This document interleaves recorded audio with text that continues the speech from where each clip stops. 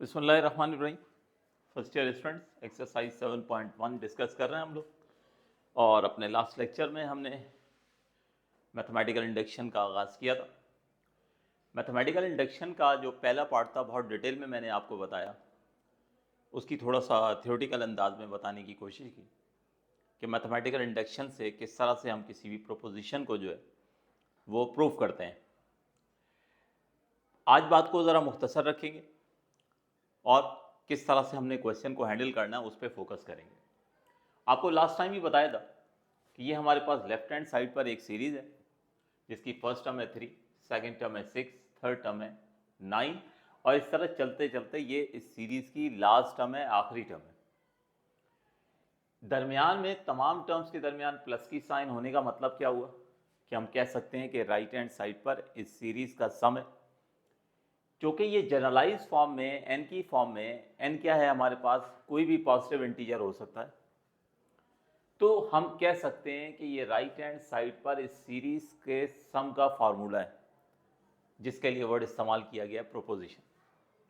हमें इसी प्रोपोजिशन को साबित करना है कि ये जो प्रोपोजिशन है, ये जो सीरीज के सम का फार्मूला है, ये बिल्कुल हकीकत है। ये इस सीरीज के सम का ही फार्मूला है। आप इस सीरीज के सम के फार्मूले में n की जगह 1 पुट करें तो आपको पहली टर्म तक का सम मिल जाएगा। पहली टर्म तक के सम से मुराद पहली टर्म ही होती है, यानी 3 मिलना चाहिए। आप इस प्रोपोजिशन में n की जगह 2 पुट करेंगे तो शुरू की 2 टर्म्स का सम मिल जाएगा, 3 + 6 यानी 9 मिल जाएगा। आप इस फार्मूले में प्रोपोजिशन में n की जगह 3 पुट करेंगे तो शुरू की 3 टर्म्स का सम मिल जाएगा।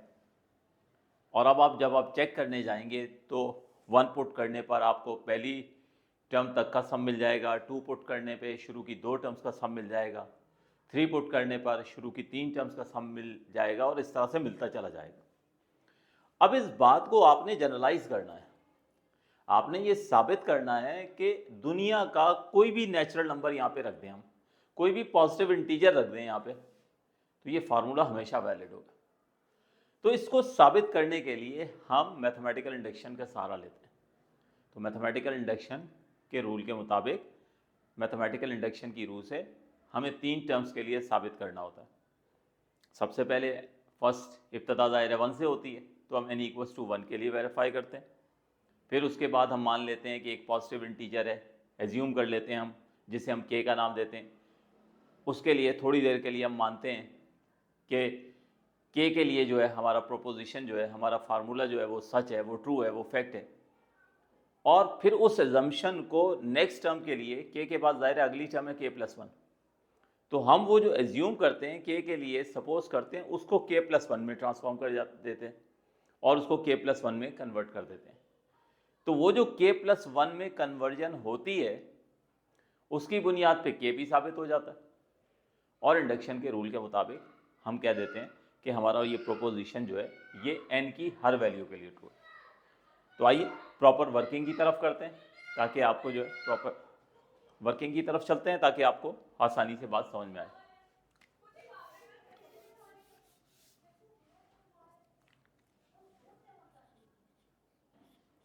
तो सबसे पहले हमने n = 1 के लिए वर्किंग करनी है, तो यहाँ पुट कीजिए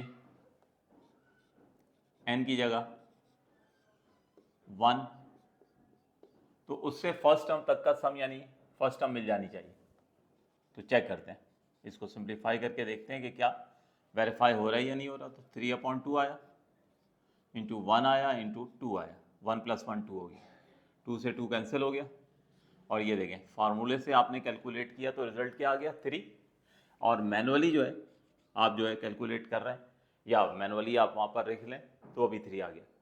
तो ये दोनों रिजल्ट मैच होने का मतलब क्या हुआ कि हमारा फार्मूला n = 1 के लिए ट्रू हो गया। तो यहाँ लिख दिया करें विच is true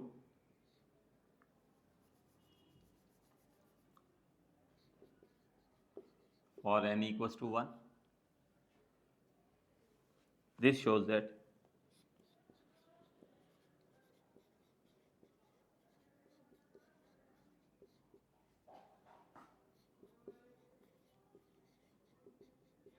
the given proposition is true for n equals to 1। ठीक है, ये स्टूडेंट ये पहला फेज जो है ये कंप्लीट हो गया।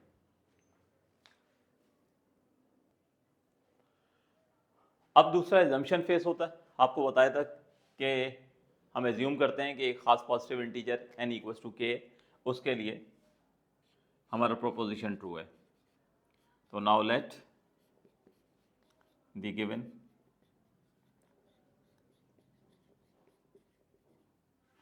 proposition is true for a certain positive integer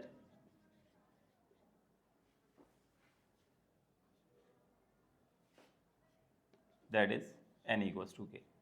हमने मान लिया कि हमारा प्रोपोजिशन जो है, now let the given proposition is true for a certain positive integer n equals to k। हमने मान लिया कि एक खास पॉजिटिव इंटीजर है n इक्वल्स टू k के लिए भी जो है वो ट्रू है। अब उसके लिए क्या करना होता है, सिंपल अपने क्वेश्चन में हमने n की जगह k पुट करना होता है। तो so put n equals to k in given proposition.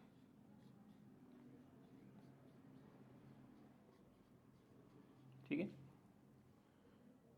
तो देयरफॉर 3 + 6 + 9, अभी देखें 3n है तो ये हो जाएगी 3 के, राइट हैंड साइड पर 3/2, n इंटू n प्लस 1 है तो k इंटू k प्लस 1। ये हमारा एजम्पशन फेज भी कंप्लीट हो गया। तो ये दो फेसेज स्टूडेंट हमारे जो है कंप्लीट हो गए।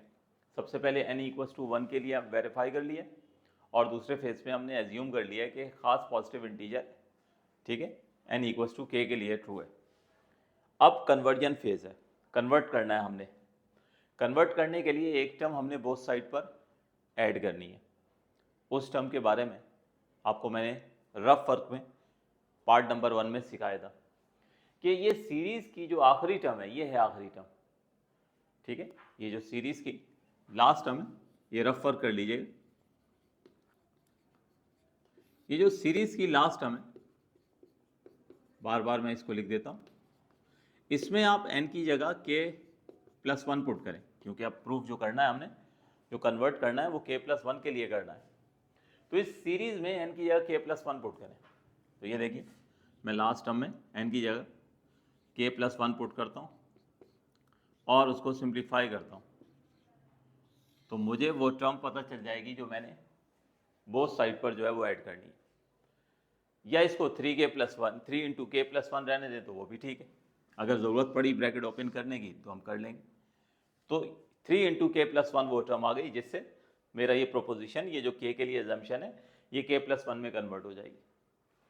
तो मैं लिखता हूँ add 3 into k + 1 on both side. तो उसके लिए फार्मूला k + 1 के लिए भी प्रूव हो जाएगा। k + 1 के लिए प्रूव होने का मतलब क्या हुआ कि इस प्रोपोजिशन में जो है ना वो n की जगह k + 1 आ जाएगा। जिस तरह यहाँ n की जगह k पुट किया, तो जब नेक्स्ट हम ऐड करेंगे तो यहाँ जहाँ जहाँ n मौजूद है ना, ये प्रोपोजिशन में k + 1 आ जाएगा। तो साबित हो जाएगा फार्मूला k + 1 के लिए भी ट्रू है। तो बहरहाल यहाँ ऐड करते हैं, तो 3 + 6 + 9 + 3k + 3 इंटू k + 1, ये हो गया लेफ्ट हैंड साइड पर ऐड, और राइट हैंड साइड पर 3/2 k + 1 और 3 इंटू k + 1। ये लिए ये स्टूडेंट जो है वो मैंने बोथ साइड जो है वो ऐड कर दी। अब बोथ साइड ऐड होने के बाद बस अब इसको सिंप्लीफाई करना है, और उस वक्त तक सिंप्लीफाई करना है जब तक राइट हैंड साइड पर n की जगह k + 1 नहीं आ जाता। तो आइए आगाज करते हैं। देखते हैं सबसे पहले अगर कुछ कॉमन लिया जा सकता है तो स्टूडेंट ये देखें, एक तो k + 1 हम कॉमन निकाल सकते हैं और एक हम 3 कॉमन निकाल सकते हैं।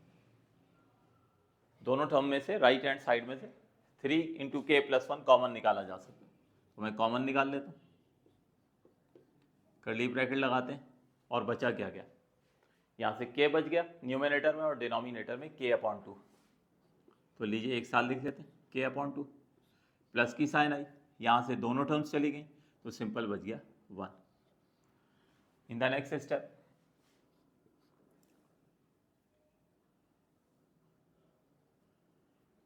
In the next step 3 into के प्लस 1 एज इट इज, यहाँ एलसीएम ले लीजिए, 2 जाके 1 से मल्टीप्लाई हो जाएगा, तो ये हो गया k प्लस 2/2। अब आप इस 2 को बाहर ले जा सकते हैं, यानी इसको वापस दोबारा 3/2 लिख लें, k प्लस 1 लिखें और k प्लस 2 लिखें। अब k प्लस 1 और k प्लस 2 आपके पास बच गया। देखिए मैंने आपको क्या कहा था कि आपने ये साबित करना है कि फार्मूला n की जगह जो है वो k प्लस 1 लेकर आना है, फार्मूला प्रूफ करना है k प्लस 1 के लिए भी ट्रू है।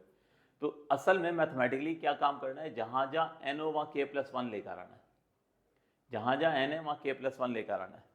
तो k प्लस 1 लेकर आना है तो एक k प्लस 1 तो बना बनाया मौजूद है, यानी हमारा फाइनल हर क्वेश्चन के अंदर जो मैथमेटिकली टास्क है ना वो समझ लीजिए कि k प्लस 1 बनाना होगा।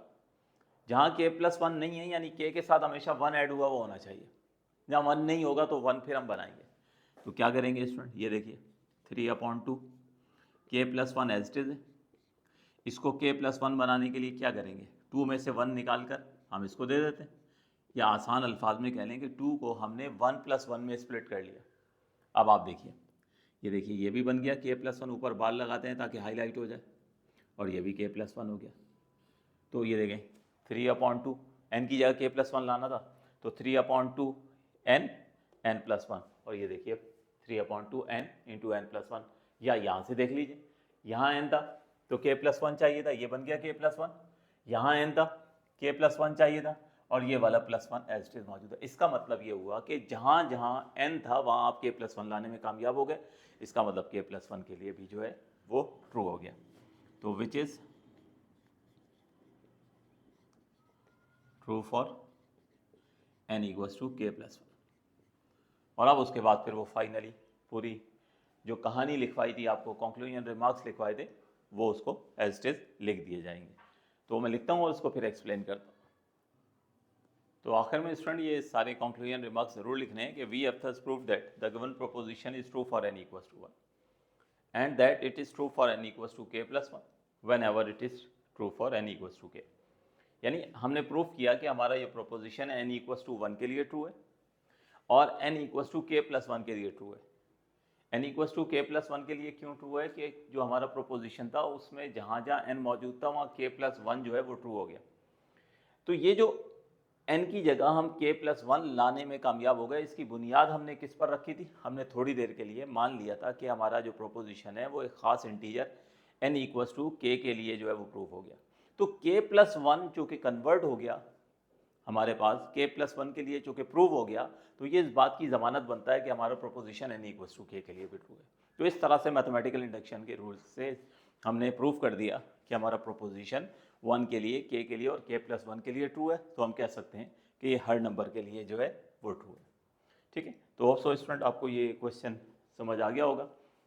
थोड़ी सी वर्किंग इस पर करेंगे तो ये सारे क्वेश्चन जो है वो तकरीबन एक जैसे हैं, एक ही तरह का स्ट्रक्चर है। n इक्वल्स टू 1 के लिए पहले वेरीफाई होता है, फिर आप अपने क्वेश्चन में जो है वो n की जगह k पुट कर देते हो, जो बड़ा सिंपल काम है। जब आप n की जगह k पुट कर देते हो तो फिर उसके बाद जो है वो कन्वर्जन का स्टेप होता है, k प्लस 1 के लिए नेक्स्ट टर्म के लिए प्रूफ करना होता है। तो उसके लिए क्या करना होता है कि एक सिंपल टर्म ऐड करनी होती है जो नेक्स्ट टर्म होती है, शॉर्टकट उसका बता दिया, आइडिया दे दिया कि लास्ट टर्म में n की जगह k प्लस 1 पुट करें तो आपको वो टर्म पता चल जाएगी। वो टर्म पुट करके जैसे ही आप सिंप्लीफाई करेंगे ना तो आपका जो प्रोपोजिशन है वहाँ n की जगह क्या आ जाएगा, k प्लस 1 आ जाएगा। ये है बेसिकली तरीका। बहुत आसान टॉपिक है, मुश्किल टॉपिक बिल्कुल भी नहीं है। आप लाइन से कंटिन्यूएशन से ये सारे लेक्चर अटेंड करते जाएं तो इंशाल्लाह जैसे जैसे आप आगे बढ़ते जाएंगे, आप ये 7, 8, 10 क्वेश्चन सारे करेंगे तो ये टॉपिक बहुत अच्छे से क्लियर हो जाएगा। अच्छा, एक आम तौर पर देखने में आया एग्जाम में भी खास तौर पर कि ये फाइनल कंक्लूजन रिमार्क्स जो है आप लोग नहीं लिखते हैं, तो ये हर क्वेश्चन में लिखें ताकि ये आपको याद हो जाए, क्योंकि यही तो सारी स्टोरी की जान है। ये यही तो फाइनली कंक्लूड कर रहे हैं बात को, यही तो सारी लॉजिक को एक्सप्लेन कर रहे हैं, ये तो सारी इस वर्किंग को जोड़ रहे हैं कि हमने 1 के लिए प्रूफ किया, k+1 के लिए प्रूफ किया, लेकिन k+1 का साबित हो जाना इस बात की गारंटी है, इस बात की ज़मानत बना कि k के लिए भी ट्रू है। तो इस तरह से फिर इन सारी बातों को हम ओवरऑल मिलाकर कहेंगे कि हमारा फार्मूला n=k के लिए ट्रू है। तो यहीं तक रखते हैं आज, इंशाल्लाह नेक्स्ट लेक्चर में हम कंटिन्यू करेंगे मज़ीद क्वेश्चंस को। Thank you ji.